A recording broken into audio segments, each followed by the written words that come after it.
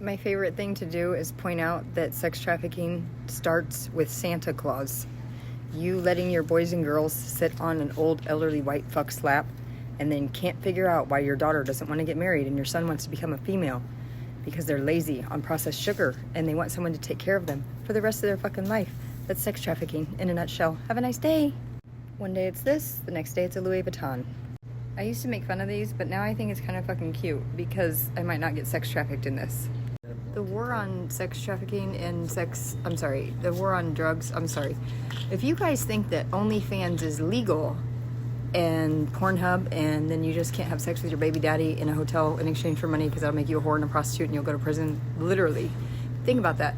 You can be on Pornhub or OnlyFans and do whatever you want as long as the government can watch you and earn a check off of you fucking for money. And it's about as realistic as this, the war on drugs. Because if there was a war on drugs, it wouldn't be me telling you, the president would tell you, this is the gateway. So much that you'll actually fucking think that shit's realistic. You'll be all hopped up on sugar and not even understand how fixed those games are. The FBI is the Gaming Commission. Fact check me, just look it up.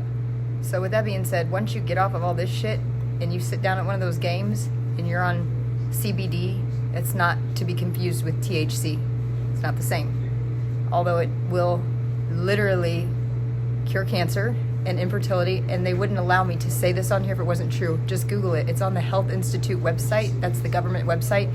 They couldn't call you to let you know that if you took some CBD, you might be able to have kids and cure cancer. But they put the information out there for you. So with that being said, let me show you what life is like trying to be healthy.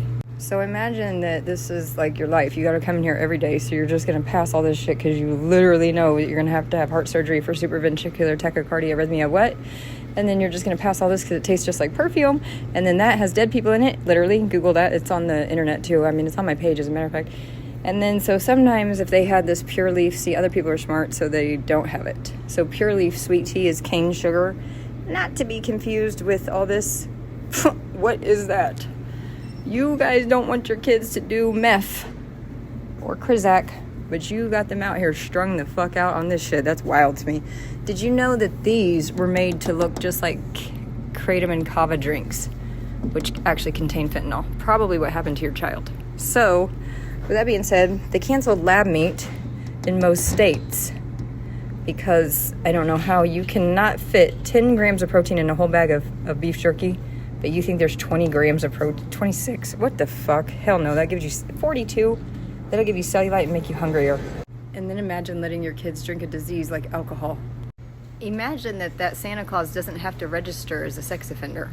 How do you know? How do you know that Santa is not on a registry? And I'm not talking about a bridal registry.